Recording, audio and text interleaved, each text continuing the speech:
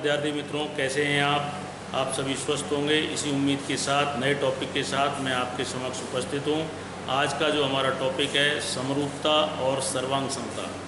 देखिए, समरूपता किसे कहते हैं? जैसा कि इसके नाम से ही अंकित है, समरूपता ऐसी आकृतियाँ जिनका रूप समान हो, उनकी लंबाई चौड़ाई या उसका जो फिजिकल जो है लंबाई चौड़ाई अलग हो सकती है, लेकिन उसको जो रूप है उसका जो उसका दिखने का तरीका है वो समान होना चाहिए।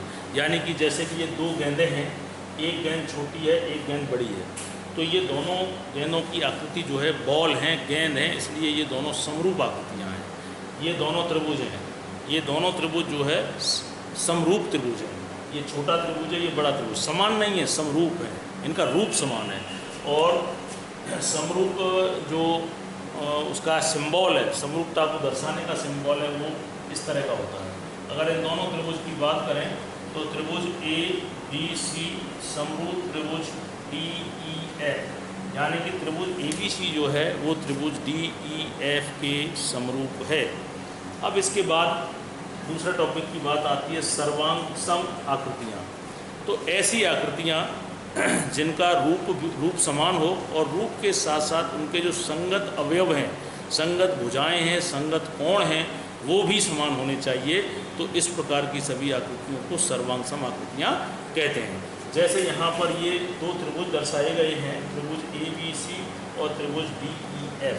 तो यहाँ पे इनकी संगत भुजाएं, यानी ये भुजा इस भुजा के साथ, ये भुजा इस भुजा के साथ, ये भुजा इस भुजा के साथ, ये कोण इस कोण के साथ, ये कोण इस कोण के और ये कोण इस कोण के साथ संगत कोण और संगत भुजाएं समान हों, तो ये दोनों त्रिभुज जो है वो सर्वांग सम त्रिभुज कहलाएंगे। और उसे संकेत में इस प्रकार लिखा जाएगा, त्रिभुज ए बी सी, ये सर्वांग सम का चिन्ह है, त्रिभुज डी ई एफ, यानी त्रिभुज ए बी सी जो है वो त्रिभुज डी ई एफ के सर्वांग सम है। अब हम डिस्कस करेंगे सर्वांग समता के नियम। तो देखिए, पहला नियम है आपका एस एस एस, यानी कि साइड साइड साइड। हिंदी में अगर उसे कहें हम तो भुजा भुजा भुजा, भुजा भुजा भुजा। शॉर्ट में कहें तो भू भू भू, और अंग्रेजी में कहें तो S S S, side side side. यदि दो त्रिभुज हैं यहाँ पे, जैसे थोड़ी देर के लिए दो त्रिभुज हैं, एक ए है, एक बी है, एक सी है, डी है, ई है और एफ है। अगर इसकी संगत भुजाएं एक त्रिभुज की दूसरे त्रिभुज की संगत भुजा के समान हो, जैसे ए बी जो है वो डी ई के समान हो, तो ऐसी स्थिति में ये दोनों त्रिभुज जो है वो सर्वांग सम त्रिभुज कहलाएंगे। दूसरा है आपके पास एस ए एस, यानी कि भुजा कोण भुजा, भू को भू। इसमें क्या होगा कि दो त्रिभुज हैं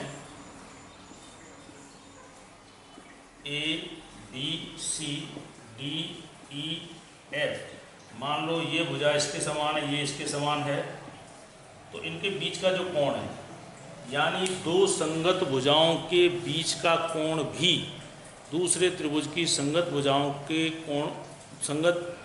के बीच के कोण के समान हो, तो इस प्रकार के त्रिभुज को हम ऐसे एस ए एस भुजा कोण भुजा नियम के अंतर्गत सर्वांग सम त्रिभुज कहेंगे। तीसरा नियम है आपके पास A S A, angle side angle. A S A कोण भुजा कोण, यानी को भू को, कोण भुजा कोण।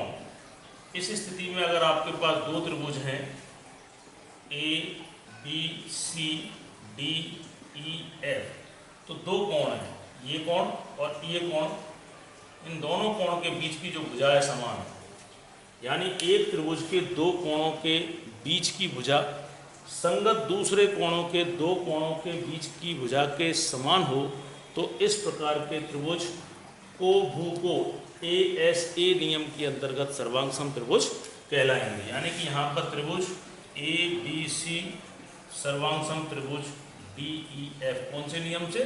कोभूतो। चौथा नियम है आपका RHS यानी कि समकोण कर्ण भुजा। यहाँ पे आपका दो त्रिभुज हैं, मान लो दो समकोण त्रिभुज हैं, तो उसका कर्ण जो है, कर्ण, ये कर्ण और एक कोई संगत भुजा, दोनों त्रिभुजों के संगत कर्ण समान हो और एक भुजा समान हो, तो ऐसी स्थिति में दोनों त्रिभुज भी सर्वांग सम त्रिभुज RHS प्रॉपर्टी के कारण सर्वांग सम त्रिभुज कहलाएंगे। तो प्यारे मित्रों, समरूपता और सर्वांग समता के विषय में आपने संक्षेप में जानकारी प्राप्त की। उम्मीद करता हूँ कि यह जानकारी आपको अच्छी लगी होगी। धन्यवाद। Thank you.